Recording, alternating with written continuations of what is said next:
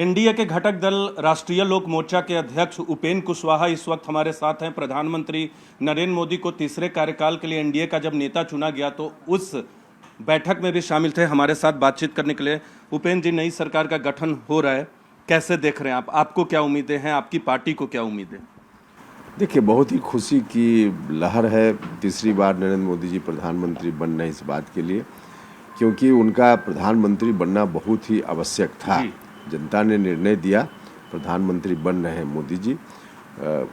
कई बार उन्होंने कहा है कि तीसरी बार प्रधानमंत्री बनने का मौका मिलेगा तो देश को विकसित राष्ट्र बनाएंगे, और स्वाभाविक रूप से जब देश विकसित राष्ट्र की ओर बढ़ेगा तो हमारा स्टेट बिहार भी विकास के मार्ग पर आगे बढ़ेगा।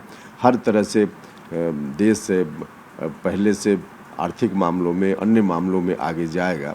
तो इसलिए सब लोग आज खुश हैं, और इसलिए हम सब लोगों ने उनको कल शुभकामना भी दी है। बहुत ही शुभ घड़ी तमाम हिंदुस्तान वासियों के लिए है। जहाँ तक पार्टी का सवाल है तो पार्टी का मामला नहीं है। एनडीए में हम सब लोग हैं मजबूती से, और मजबूती से हम सब लोग पहले ही से चाह रहे थे कि मोदी जी प्रधानमंत्री बन रहे हैं, तो हमारी पार्टी भी हर तरह से सहयोग, न सिर्फ अभी बल्कि आगे अब अगले वर्ष बिहार विधानसभा का चुनाव होगा, उसमें भी पूरी मजबूती के साथ हम लोग एनडीए के साथ हैं और रहेंगे। बिहार में जब मंत्रिपरिषद का गठन होगा तो उसमें बिहार को भी प्रतिनिधित्व अधिक मिलने की संभावना है, क्योंकि इस बार बीजेपी को बहुमत नहीं आया है, एनडीए को बहुमत है। आपकी सीट बहुत चर्चा में थी, काराकाट से आप तो लड़ते ही थे, पहले वहीं से जीते और मंत्री भी बने, और इस बार पवन सिंह वहां पहुंच गए। ये कहा जा रहा है कि उस सीट का असर अगल बगल शाहाबाद की बात करें, मगध के इलाकों की बात करें, उस पर बहुत हुआ।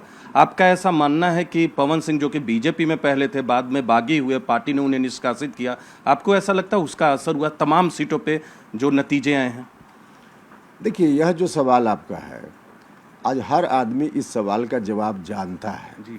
जब हर आदमी जान ही रहा है तो इस सवाल का जवाब हमको देने की क्या ज़रूरत है? आप भी जान रहे हैं, बिहार के लोग जान रहे हैं, बिहार से बाहर के लोग भी जिनको जानना चाहिए सभी लोग जान रहे हैं।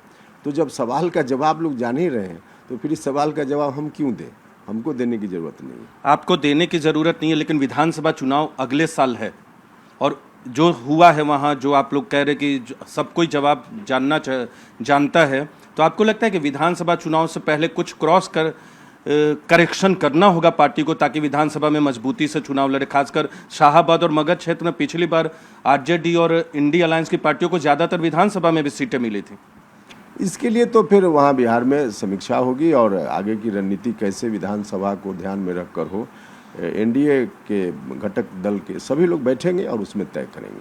जो भी हुआ काराकाट में, उससे आप नाराज भी हैं, नाखुश भी हैं? आपको लगता है कि क्रॉस चेक कर लेना चाहिए था एनडीए को वक्त रहते बीजेपी को? अभी कहाँ से आप ले आइए? हम नाराज बिल्कुल नहीं हैं, उसमें नाराजगी का कहाँ कोई सवाल होता है। चुनाव है, जनता का जो निर्णय हुआ, जनता का निर्णय सर आंखों पर है, उसमें नाराजगी जैसी कोई बात नहीं है। देश में अच्छी सरकार बन रही है, नरेंद्र मोदी जी के नेतृत्व में सरकार बन रही है, यह हम सब लोगों के लिए खुशी की बात है। अंतिम सवाल करूंगा, क्योंकि भले ही प्रधानमंत्री कुछ ऐसे फैसले भी लेते हैं जिसको किसी को उम्मीद नहीं होती, आप एक प्रमुख घटक दल हैं एनडीए के, ये भी कहा जा रहा है बीच में कि हो सकता है उपेंद्र कुशवाहा को भले ही चुनाव न जीते हों, लेकिन मंत्रिपरिषद में जगह दे दे, अगले साल विधानसभा चुनाव होने हैं। ऐसी कोई उम्मीद, ऐसी कोई आकांक्षा? और अगर ऐसी उम्मीद या आकांक्षा नहीं है तो किस तरह का मंत्रिपरिषद में बिहार का प्रतिनिधित्व तो आप चाहेंगे? देखिए, एक तो यह मेरा विषय नहीं है जी जी। और दूसरी, जहाँ तक व्यक्तिगत आकांक्षा की बात है तो मेरी कोई आकांक्षा भी इस मामले में नहीं है। बाकी जिनके लोग जीत कर आए हैं उनको प्रतिनिधित्व मिलना चाहिए, मेरी कोई रुचि इस। अगर बिहार के बारे में बात करें तो बिहार से भी बहुत सारे लोग जीत कर आए हैं ना, जो जीत कर आए हैं उनको प्रतिनिधित्व मिलना चाहिए। तो ये थे हमारे साथ उपेंद्र कुशवाहा।